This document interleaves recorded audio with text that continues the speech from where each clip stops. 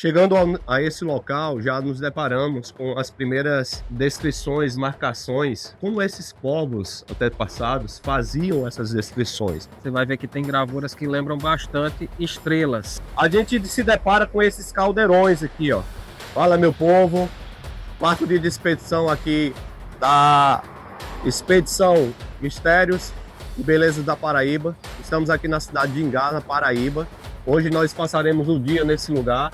Esse lugar remete muita história, muita conexão com os ancestrais antepassados, porque a Pedra do Ingá é uma referência mundialmente da presença das descrições de Itacoatiara. Ao meu lado, o vasto experiente aqui, guia local, Denis Mota, que tem mais de 25 anos de conhecimento deste local. E aí a pergunta que não quer calar é: Denis, o que é que a gente vai ver nesse lugar?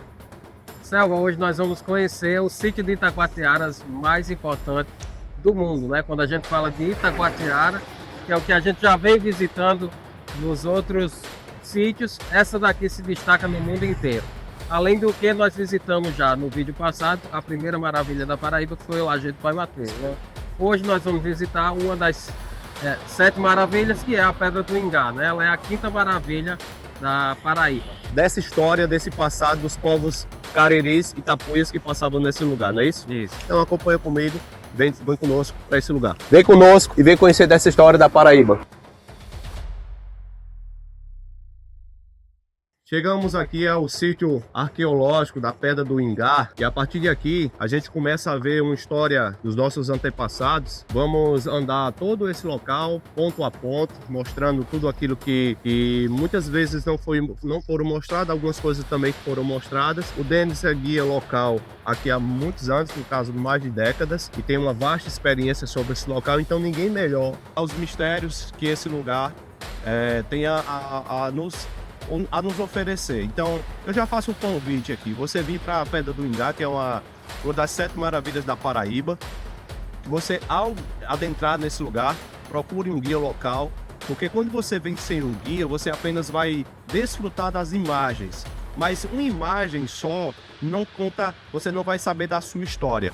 E para você saber da história daquele lugar que você está vendo, você tem que estar com um guia local. E um guia local experiente.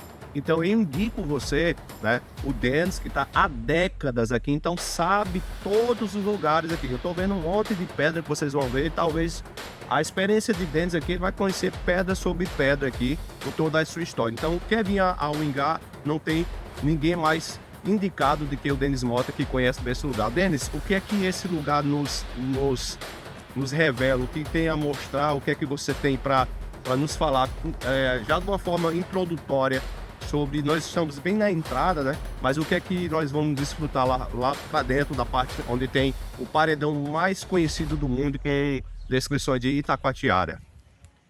Como você acabou de dizer, nós vamos conhecer as Itacoatiaras mais importantes do mundo, né? Não, muita gente confunde, acha que são as únicas, porque elas são profundas, grandes, é um painel enorme, né? Porém, ela é a mais famosa de todas, certo? E lá embaixo eu vou explicar melhor a você por quê. Aqui nessa área, nós vamos ver pedras quebradas e por pouco toda essa riqueza que a gente vai conhecer não foi destruída na década de 40, certo? Porque o local estava sendo usado como uma pedreira. Então as pessoas daqui, elas não sabiam do valor do local. Qual era a ideia? Vamos ter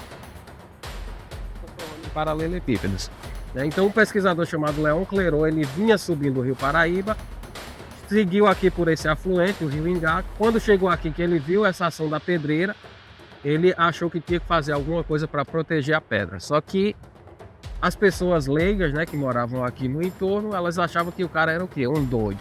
Chegou um cara querendo proteger uma pedra, isso é um doido. Da forma que ele podia, ele conseguiu comunicar às autoridades lá em João Pessoa, e foi graças a ele que ela foi tombada como o primeiro sítio arqueológico de expressões rupestres do Brasil. Inclusive ela está no livro dos recordes de 2013 justamente por isso, por ter sido o primeiro sítio arqueológico de expressões rupestres realmente tombado, né? Então, antes da Pedra do Ingá não existia uma lei dentro dos sítios arqueológicos do país. Depois dela, todos os sítios passaram a ser automaticamente tombados. Então quer dizer que essas pedras que estão aqui já faziam parte do sítio arqueológico, que já foram modificadas, danificadas, elas eram de lá, ou aqui mesmo já começaram a quebrar até chegar lá? Foi assim que funciona? Não, elas não estão com sua geomorfologia natural, né? Não estão com seu formato natural. Porque muitas delas, como você pode ver, estão quebradas, certo? A gente vai encontrar os painéis mais lá para baixo, mas inclusive muitas inscrições elas foram destruídas por conta dessa ação da pedreira. Ah, então quer dizer que essas pedras aqui elas já foram retiradas de outros locais e colocadas aqui, e algumas foram quebradas aqui mesmo. Algumas foram quebradas Aqui mesmo. Então, que as pessoas pensam que só querem ver aquele painel lá, né? Mas sabem que aqui, ó, também faz parte do sítio arqueológico. Eu tava olhando uma coisa aqui, ó, olha a importância de você ter um guia. Olha só a importância de você ter um guia. Quando eu olhei aqui essa pedra, quando eu tô nessas expedições, eu procuro fazer seus olhos de vocês, certo? Olhando como um turista, olhando como alguém leigo, alguém que nunca esteve no local. Eu já tive aqui, né, há muitos anos atrás, e um amigo meu, ele tem família aqui, que inclusive há muitos anos atrás ele disse, não, tem um guia lá tal, e era o Denis. E a gente nessa expedição, que eu contei a Denis, disse, não, era eu, realmente, era um cara moreno, assim, nessa estatura de Denis, só que eu não lembrava. Então há muitos anos eu conhecia Denis e não sabia, né? Mas olha só, se você for um leigo e chegar nessa pedra aqui, você vai olhar essas formações aqui, ó, e vai imaginar que também eram descrições, ó. Eu, Denis, enquanto falava ali, eu já de cara olhei isso aqui, né? Aí você, aqui tem uma descrição e tal. O guia que conhece muito mais, ele, não, pessoal, isso aqui é normal, da pedra, isso aqui não é. Aí se você vir só com seus olhos, vocês vão achar que todo lugar tem descrições. Por isso é importante de um guia, tá? Então a gente vai descer aqui e ainda vai começar a mostrar algumas coisas que essa pedra tem a nos oferecer. Para salientar, a Pedra do Ingá, ela é mundialmente conhecida, tá?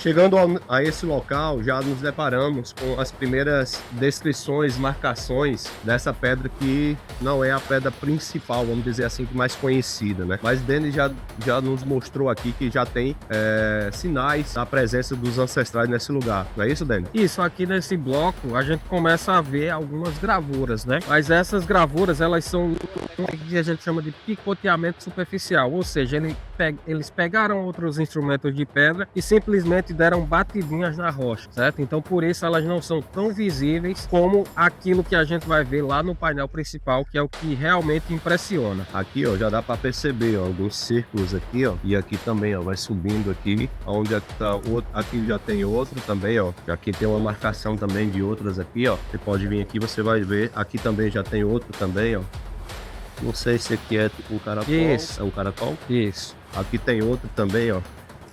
Ó. Nesse local. Tem outro lugar aqui?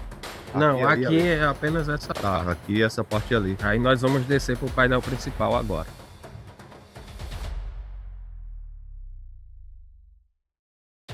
A Pedra do Ingá é um ponto de visitação turística. E aqui você percebe, hoje estamos numa terça-feira, mas já a presença de turistas para ver, porque é uma pedra mundialmente conhecida. Então, se você observar, por mais que passe um tempo que você, no final de semana, com certeza a presença de turismo é maior. Mas por ser uma pedra conhecida mundialmente, a visitação a esse lugar é fundamental para o contexto da história da Paraíba.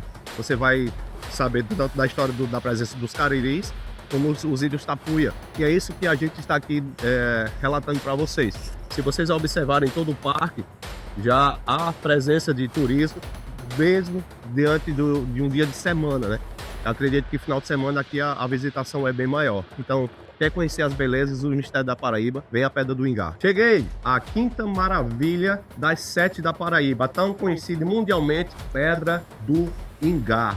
Você quer conhecer um pouco da história da Paraíba, né, dos povos antepassados, ancestrais? Esse é o lugar ideal. Estamos diante de descrições que o Denis, que é guia local há décadas nesse lugar, vai explicar para nós todo como era feito, o significado dessas coisas, não o que eles estavam escrevendo, né, mas o que representa para a Paraíba, o que representa para a arqueologia, para a história desse estado tão maravilhoso no Brasil. Então, eu vou deixar agora Denis falar, ele tem muita propriedade para isso, e nos mostrar o que é que isso aqui representa para o estado da Paraíba e representa para a história do Brasil. Denis?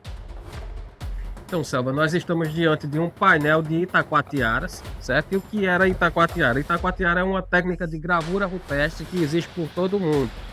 Os índios chamavam de Itacoatiaras porque Itacoatiara em tupi significa pedra riscada ou pedra gravada, que é justamente o que nós estamos vendo aqui. Esse painel ele tem 24 metros de largura por 3,80 de altura e a sua superfície totalmente desenhada, certo? Então, estima-se que essas gravuras há 6 mil anos, certo? E aí não se tem como você dizer exatamente o significado das gravuras, mas a gente classifica elas pelo tipo, como por exemplo essa daqui, que vai lembrar bastante um ser humano caminhando, certo? Como se fosse uma pessoa mais ou menos nessa posição aqui, ó. Então essas gravuras que a gente olha e acha parecida com seres humanos, nós chamamos de gravuras antropomorfas, né? Antropomorfa, forma humana.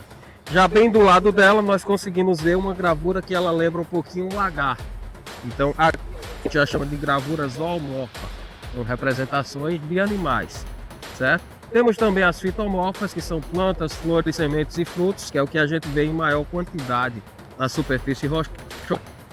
Essa aqui com dois cajus, o caju com a castanha, certo? Então aqui eles gravavam coisas do seu cotidiano. Essa aqui,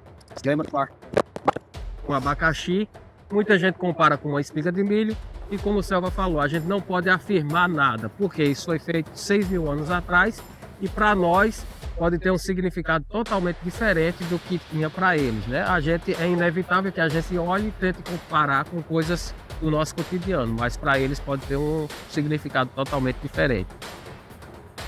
Ô Denis, observando essa figura, eu tenho uma leve impressão que eu já vi essa figura em algum lugar, a não ser aqui, né? Eu já vi essa representação em outro sítio arqueológico, no caso esse aqui, se eu não estiver engano. Mas eu tenho certeza que eu vi em outro lugar, que foi esse desenho desse caracol aqui, ó.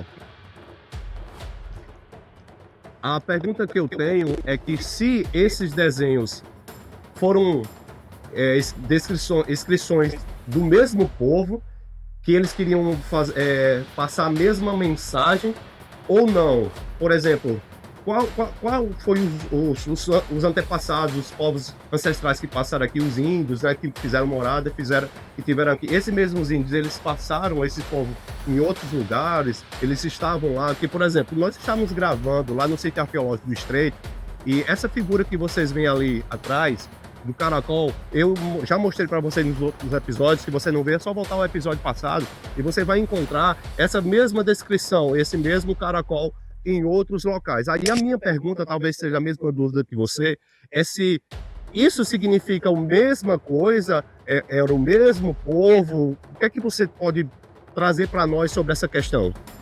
Isso, a gente costuma chamar esses grupos humanos que faziam essas inscrições, né, no leito dos rios de paleoíndios, certo? Na verdade eram caçadores, coletores e pescadores. Então isso aqui está relacionado com o ritual do culto às águas, certo? Como eu falei no episódio anterior, a gente não vai encontrar Itacoatiara se não for no leito do rio ou se tiver uma fonte hídrica próxima, certo? Então, com relação a esses símbolos, sim, eles se repetem em vários outros lugares, não só aqui na Paraíba, como no mundo inteiro. Então, isso daí mostra pra gente que realmente estava ligado com o cotidiano deles. É muito difícil a gente conseguir atribuir um significado, certo? Como a gente viu lá no Bravo, tem algumas gravuras que ela mostram movimento. Aqui a gente tem gravuras estáticas, né, são abstratas. Então a gente não vai conseguir dizer o significado dela. Mas sim, alguns símbolos eles se repetem por todas as partes, certo? Nada que seja em grande quantidade, que a gente vai ver aqui na Pedra do Ingá e vai ver 10 símbolos, 15 símbolos do mesmo em outro sítio. A gente vê 1, 2, 3, como você lembrou, a espiral, certo? Esse aqui, que lembra muito uma bromélia, então a bromélia tem por toda a caatinga. Então por isso que se você vê algum símbolo que se repete, remete realmente ao cotidiano desses povos, certo? Acredita-se que as Itacoatiaras elas surgiram aqui e daqui elas se espalharam, certo? Então seriam outros grupos que passaram por aqui e deixaram gravados seus registros em outros pontos. Denis falou duas coisas que, se você tiver um pouco de fora, nos episódios passados nós falamos de sítios arqueológicos, nós falamos do sítio do Estreito, falamos também no caso do Bravo, que são episódios que a gente já saiu pro ar, é só você voltar lá e assistir. E quando ele falou, também falou de povos, e a pergunta que eu fiz, né, e que as pessoas querem saber, há estudos, né, dos povos que passaram, quem foi esse povo que passou aqui? E eles só eram de passagem, tipo nômades, ou eles permaneceram aqui? E tem uma definição de tempo que eles ficavam, assim, tipo, ficaram 5 anos, assim, pelo menos uma estimativa, quem eram os povos, se eles ficaram aqui ou eram apenas nômades. Isso daí é bem difícil de você tentar provar, certo? Por quê? Quando a gente trabalha com um sítio arqueológico, a gente precisa escavar, encontrar o vestígio e atribuir a determinado grupo humano. No caso, hoje nós estamos no leito do rio, tem água do outro lado, mas aqui nessa área está seco. Então, para vocês terem uma ideia, no período chuvoso, dependendo do ano e da quantidade de chuva, aqui onde nós estamos agora, a água chega a 3 metros de altura, ou seja, ela lava toda a pedra. Então isso não significa que a gente não encontra vestígios arqueológicos pelo leito do rio, a gente encontra, certo? Porém não tem como a gente dizer quanto tempo esses grupos passaram aqui, né? Dizer com certeza absoluta quem eram os grupos, muito provavelmente os cariris, os caetés passaram por aqui, certo? Mas você não pode nunca afirmar que foram eles que fizeram e deixaram esses registros aqui, isso é muito complicado, certo? Quando a gente fala também de Itacoatiara, é bom lembrar que muita gente costuma chamar isso daqui de pintura, né? Vamos ver as pinturas da Pedra do Ingá. Pintura é quando ela é pintada, certo? Aqui a gente tem gravuras que são gravadas na rocha com outras pedras. Então, quando a gente consegue entender o que eles queriam dizer, na tradição de pinturas rupestres da tradição nordeste, por exemplo, que ela se caracteriza pelo movimento. Você consegue ver cenas de caça, cenas de dança, de rituais, cenas de sexo, de guerra, como a gente viu lá no Bravo, certo? Então isso é o que caracteriza as diferentes tradições rupestres. Itacoatiara, sempre que você vê um desenho picotado, raspado, travado na rocha, vai ser sempre um Itacoatiara. Já as pinturas, aí elas se dividem em pinturas da tradição agreste, nordeste, geométrica, e por aí varia de acordo com a região. E é claro, pessoal, que a pergunta que não quer calar, e a que muitas pessoas querem saber, é como esses povos antepassados faziam essas descrições. Que material eles usavam, como era feito, qual tipo, a preparação, o antes e depois, quanto tempo isso aqui dura, né? O Denis já estava falando a representação de algumas coisas, mas como é que eles faziam isso? Que tipo de rocha é essa? Eles só faziam nessa rocha ou faziam outro tipo de rocha? Então eu vou deixar a quem tem mais experiência, Denis Mota, que é o guia local daqui da Pedra do Ingá.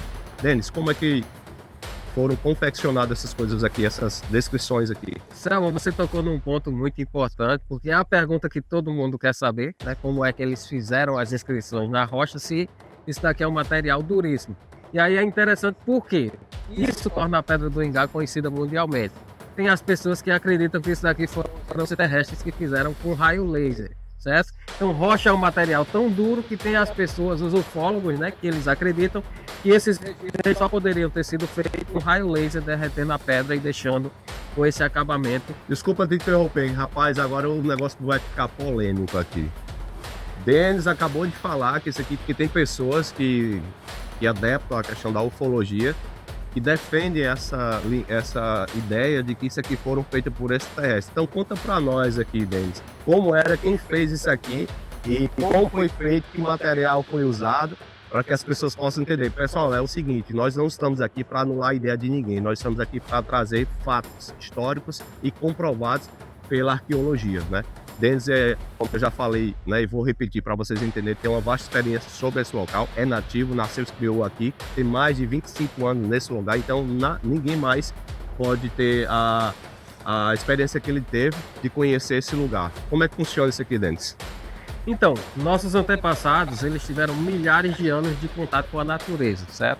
Então eles conheciam o grau de dureza dos minerais, como nós mostramos também em episódios passados. As rochas, as pedras que eles faziam, ponta de lança, ponta de flecha, certo? Então aqui nós temos um guinais, que é um granito metamorfizado. Para gravar ela, eles usaram uma pedra mais dura, que é o seixo rolado de rio, que é de quartzo. Então o que torna ela é justamente a profundidade, a largura e a quantidade, certo? Você não vai encontrar um painel como esse em outro local do mundo. Então, como é que eles faziam? Eles se utilizavam de 3 processos diferentes. Primeiro, eles pegavam o seixo, que aqui na Paraíba a gente chama de cheixo, certo? Começavam a bater devagarzinho, através de um processo chamado picoteamento. Então, isso exigia bastante paciência. Porque imagine, se bater de todo jeito e com toda força, ela vai quebrar aleatoriamente e não vai formar o desenho. Então, com paciência, começava-se a bater na rocha através do processo de picoteamento para formar um capsular como esse. Depois que você fazia um capsular, você conseguiria dar forma à inscrição, certo? Então, depois de picoteado, como aqui, por exemplo, ó, nós temos uma gravura que ela só foi picoteada, parece um 9. Mas veja como ela é imperfeita se você for comparar com as outras. Essa aqui não recebeu o acabamento, certo? Essa passou só pelo processo do picoteamento. Depois do picoteamento, eles vinham com outro processo chamado de raspagem, que era pegar uma pedra mais arenosa, como o próprio xisto, que servia como uma lixa, começava a esfregar para diminuir as imperfeições. Por último, eles pegavam areia com lama do rio, molhavam a gravura, passava essa mistura aqui dentro, pegava o seixo novamente e aí esfregava até deixar com esse polimento, esse acabamento arredondado que nós estamos vendo. Era assim que eles faziam essas inscrições. Para você entender a inteligência desse povo e o período, pela explicação do Denis aqui, havia todo um processo para que isso aqui pudesse ser feito. Então nós estamos diante de um painel de milhares de anos, ou talvez milhões, não tem como a gente definir isso, mas havia todo um processo para ser feito. Então aqui está a história da Paraíba, aqui está relatos e vestígios e traços de um povo que tinha uma história. A história é essa que a gente não tem como definir, figuras que a gente não tem como... o que se deve perceber são apenas o que a gente talvez possa definir, que são retratos de coisas do cotidiano, né? Como plantas, animais, como a gente já gravou em outros sítios arqueológicos, a gente vai ver que há representações do seu dia a dia, daquilo que eles faziam no seu cotidiano. E há outras coisas que a gente não tem como definir. Ali tem um lugar que eu vejo que é a representação de um sol, o caracol e os raios solares, né? Alguns eu já vi também representação de estrelas, então possivelmente seja isso. Como eles também eram ligados muito à questão dos astros, né? Constelações, talvez aqui tenha alguma coisa sobre isso. Outra coisa interessante de se observar é que as pessoas, quando visitam a Pedra do Ingá e veem faltando essas partes, elas pensam que está caindo, né? Que o processo está acelerado de desgaste. Claro que a rocha ela sofre com intemperismo físico, químico, biológico, né? Mas não é um processo tão acelerado como as pessoas imaginam. Por exemplo, aqui nós vemos que está faltando uma placa enorme, né? E a gente que já tem um conhecimento mais aprofundado, a gente pode afirmar com certeza absoluta que essa placa ela caiu depois, ela já estava assim quando eles fizeram a gravação. Por que isso? Veja que a gravura ela está nessa parte e nessa parte também ela passa, certo? Na mesma profundidade. Então, a espessura da placa que caiu, ela tem mais ou menos 1 centímetro. A gravura tem 6 milímetros de profundidade, ou seja, se isso tivesse caído depois, essa parte não teria desenho, estava totalmente lisa, né? Há quem diga assim, mas a gravura era mais profunda, caiu a placa e ficou mais superficial. Isso não tem como acontecer, porque a gente tem que lembrar que rocha não é como uma folha de papel, por exemplo, que você escreve com força na folha de cima, vira a folha e tem a marca da outra folha, certo? Se isso daqui tivesse sido feito antes, estaria totalmente liso. A prova é que até nessa parte daqui que está mais danificada, nós vemos ainda outras gravuras, certo? Então, por mais que se pareça que elas estão se apagando, elas estão aqui há 6.000 anos e não se apagaram de 6.000 anos para cá. Então, não vai ser apagado para as pessoas. Eles estavam mostrando essa parte aqui, que eles começaram a falar que parecia um nó e tal, e eles não deram o polimento, não terminaram. E aqui é interessante que aqui eu acho que aconteceu o mesmo processo. Só que aqui, ó, eles acabaram e aqui já não acabaram. É como ele tivesse aqui, é isso mesmo. Aqui eles começaram aqui e não terminaram. E aqui eles terminaram. É isso? Exatamente. Exatamente. Perceber isso. E aqui é a parte também que mais sofre com a ação das cheias, né? Quando a água vem muita força, ela atinge principalmente esse ponto. Nesse bloco aqui. Então, aqui foi o que sofreu mais com o intemperismo ao longo dos milhares de anos. Eu vi umas marcações, por exemplo, ali à frente tem uma estrela. E essas pessoas que gostam, né, desse assunto, eles trazem muita essa ligação entre as descrições com questão de astros. A minha pergunta, talvez seja a sua dúvida também, é que há alguma ligação dessa pedra, né, desses povos com a questão dos astros, tipo as constelações, para quem gosta do estudo de astrologia, tem alguma ligação entre os povos antigos com os astros deles aqui? Sim, esses povos eles se orientavam pelos astros, né? Então a gente vai ter aqui na Pedra do Ingá as gravuras que nós chamamos de cosmogônicas, são formas de astros. Justamente ali nós temos da pedra, não sei se vocês conseguem visualizar. Lá em cima mesmo. Lá em cima temos o Sol, as próprias espirais, né, que elas estão relacionadas com os astros, tem o formato da nossa Via Láctea, certo? Aqui nós temos duas gravuras que lembram cometas caindo em direção à Terra, porque é importante mostrar também essa linha de pontos capsulares que ela é meio que uma divisão. Note que dela para cima nós só vamos ver símbolos astronômicos, dela para baixo nós vamos ver símbolos terrestres, como os seres humanos, as plantas, os animais, né? E aqui tem um lugar que eu quero te mostrar também, mas a gente vai ter que ir lá para cima da pedra para você poder ver. Que interessante. Eu só queria mostrar aqui para vocês, ainda nesse assunto de astros, mas aqui tá bem nítido, como se fosse um sol, não sei se é isso, mas aqui, ó, se vocês olharem aqui, ó, tá um caracol, não sei se, eu acredito que não seja porque, como o Denis falou, daquela divisão para cima é como se fosse a representação da parte do céu, vamos dizer assim, daqui a parte terrestre. Então, é isso que nos confunde, por isso a importância de você estar com alguém que tenha conhecimento para isso, né? Mas vamos ver o que é que Denis tem para nos mostrar. Fica aí conosco. Chegando aqui em cima da pedra, Denis falou que tem algo para nos mostrar. Então, o que é que você tem para nos mostrar aqui, Denis? Nós estávamos lá embaixo. Se você observar naquela parte ali, você vai ver que tem gravuras que lembram bastante estrelas. Mesmo, ali, ó. Certo? Então, acredita-se que seja a representação da constelação de Órion. Se você observar ali, tem as Três Marias, ou o cinturão de Órion. Exatamente. Né? E como a gente estava falando também na questão da ufologia, aquele pessoal do famoso canal History Channel já estiveram aqui, daquele programa Alienígenas do passado, e eles fizeram algumas gravações aqui e conseguiram fazer uma montagem ali em cima que realmente mostra que é Órion. Né? Então isso é bastante interessante porque prova realmente que nossos antepassados eles se orientavam pelos astros. Aqui é o sol que, Denis, quando nós estamos ali embaixo, e a gente não dava para ver bem, né, nítido por causa do ângulo. E aqui, ó, tá a representação realmente do sol.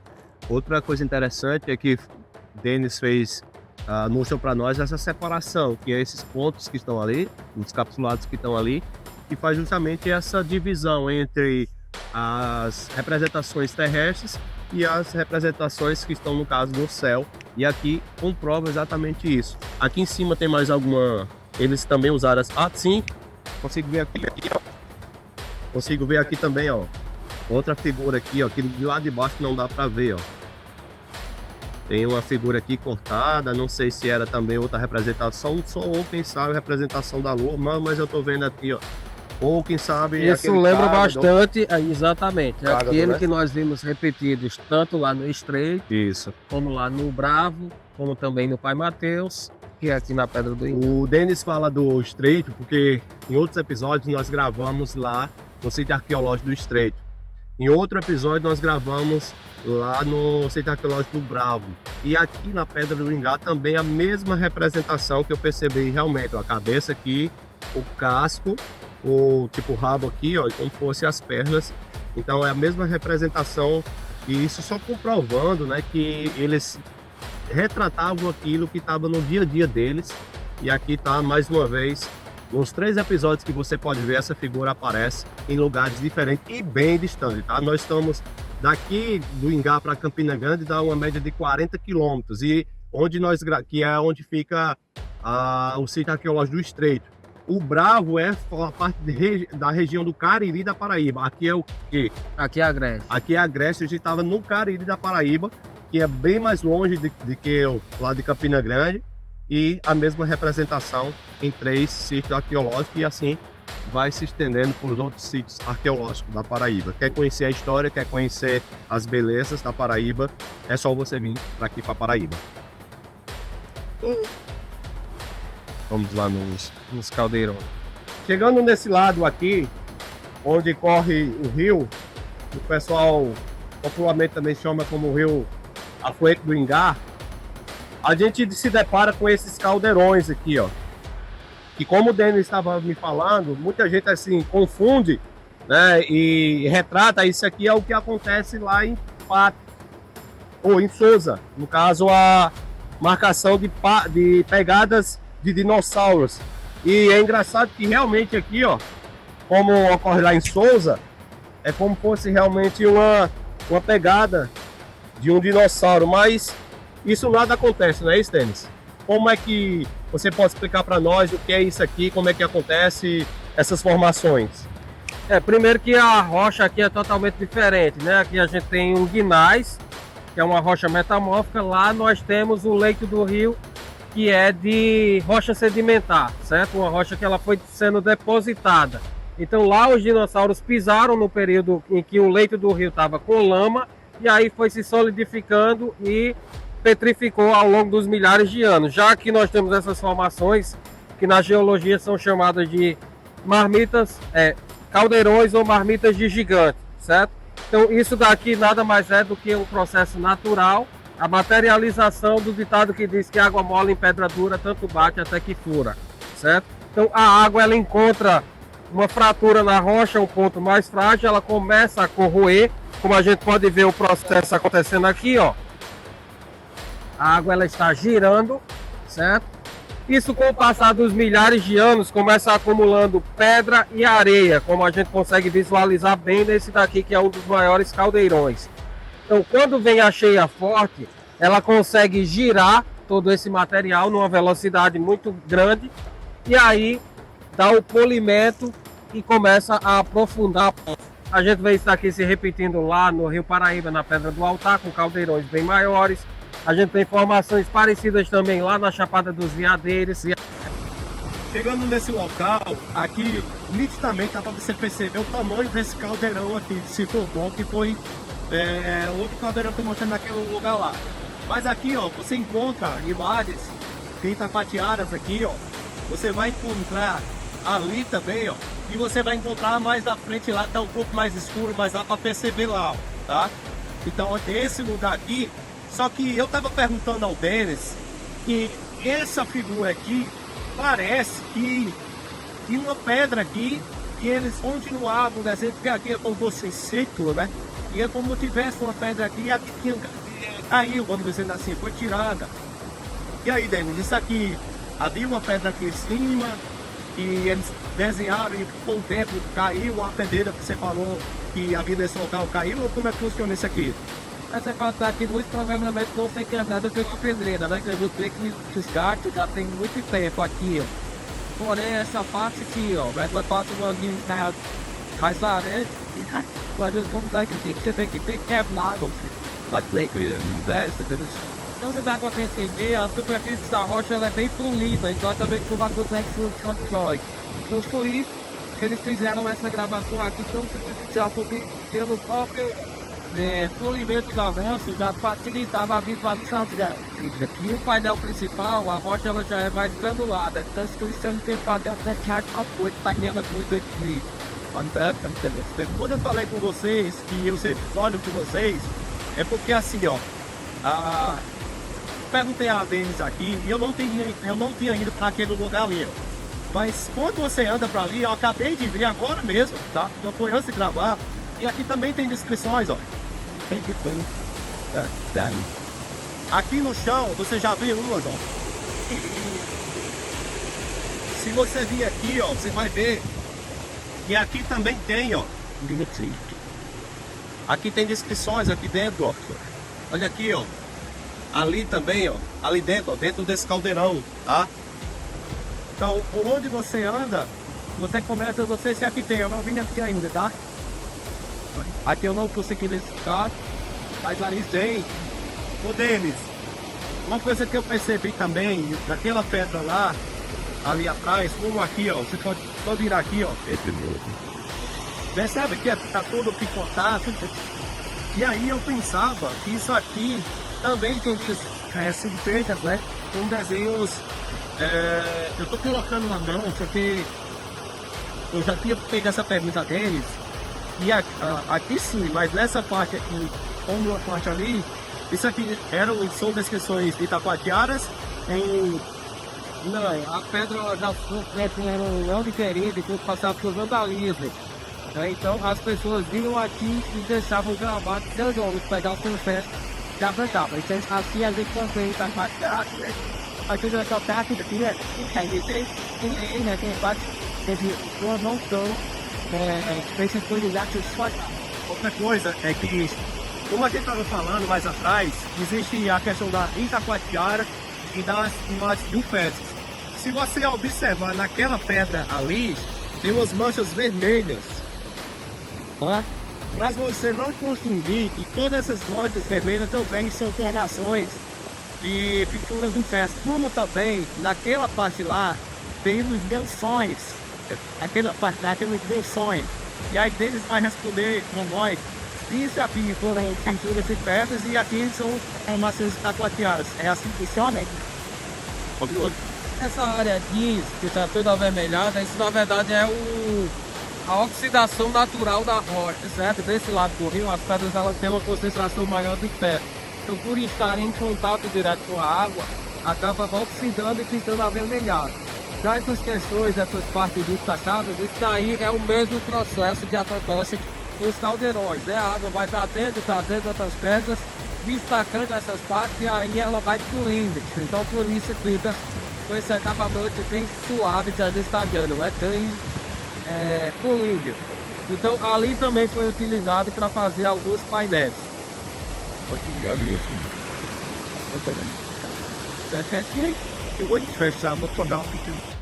Pessoal, eu tô aqui, a Pedra do Ingá se encontra ali, a parte que o pessoal entra no museu.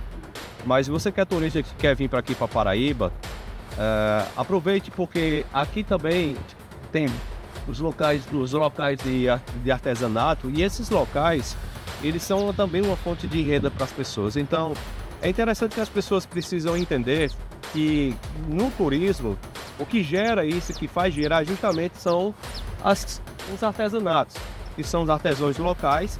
Então é muito importante a gente entender que quando você vir para algum lugar, você também faça com que o comércio, né, as pessoas também tenham a sua fonte de renda. Então, você que é turista, quando você vir para cá, leve um souvenir, leve alguma coisa para sua casa, leve de lembrança, porque essas pessoas elas estão aqui de braços abertos, esperando você para você adquirir aquilo que você pode levar para o resto da vida, uma marca dos lugares que você passou. Por exemplo, vem cá. Nesse local aqui, há vários. O proprietário está aqui, Júnior, geralmente a gente chama Seu Júnior, né? O pessoal, Seu Júnior está aqui. E de cordel, né? Que é uma xilografia também feita dos povos, das pessoas daqui que passaram, poetas, enfim. Tem a história da Pedra do Ingá. Tem chaveiros que você pode colocar em imãs, na verdade, né? Imã de geladeira, que um deles é o próprio Denis, alguns deles são o próprio Denis que faz. Fora, o que o senhor tem a oferecer para os turistas daqui? Rapaz, a gente tem tudo um pouco da história da Pedra do Ingá, né? Você pode ver, como tu falou, os imãs de geladeira. Nós temos uma onda muito forte que é a do ET. Você pode adquirir um chaveiro de ET ou um imã também. E voltando para cá, você pode adquirir também a réplica da Pedra do Ingá, tanto na madeira como uma pedra normal mesmo, uma pedra. Isso aqui é pedra? Pedra. Essa aqui é a pedra. Aí realmente é o peso. E aqui ela está em cima da... pensa não, coisa. Entre outros, sobre tudo que remete à Pedra do Ingá. Se vocês perceberem, esses bonecos também traz muito da cultura do nordestino. Então tudo remetido ao povo primitivo aqui, ó. O cardeal, que aqui a gente chama como galo de Campina, né? Então, ó, os índios, os vasos, ó, olha os filtros, que lindo, cara, que lindo. As meninas Aqui também as... né? Isso, as miniaturas aqui são pedras e pedras mesmo. Ó, essa aqui é o pessoal conhece como seixo, né, que a gente chama xixo. E outras pedras também, ó, pedra mesmo, as miniaturas com as pinturas. Então você vai estar levando um pouco da história desse lugar, um pouco também desse lugar, que essas pedras são daqui verdade. São Isso, pedra, mas da região nós somos em pedra, que são das pedreiras que fizeram antigamente. Então só vale salientar que essa pedra aqui não é nada arrancado lá, né, tirado da pedra do Ingá, é da região aqui, que também o material possivelmente é o mesmo material que pode ser feito lá, encontrado na pedra. Então o que eu peço para vocês, né, é que quando vocês vierem visitar, vocês também ajudem as pessoas locais. Esse livro que você segurou, Esse livro aqui é um famoso livro aqui que conta a história da Pedra do Ingá. É um dos livros mais vendidos e procurados até hoje. Ele aqui se baseia em várias teorias. Arqueólogo do mundo todo tá aqui. Quem escreveu esse livro? Vanderlei Brito. É daqui? É da de Campina Grande. Campina Grande? Isso, nós estamos na 8ª edição. Esse livro só tem aqui ou na internet o pessoal consegue também? Consegue também. Na internet você consegue também. Mas se você vir aqui, esse Vanderlei é vivo ainda. É tranquilo, é Vivo. Ele vem aqui na região. Se você tiver a sorte de vir aqui, Vanderlei, ele vai cobrar para você também, viu? Isso. Então, Júnior, muito obrigado pela sua entrevista.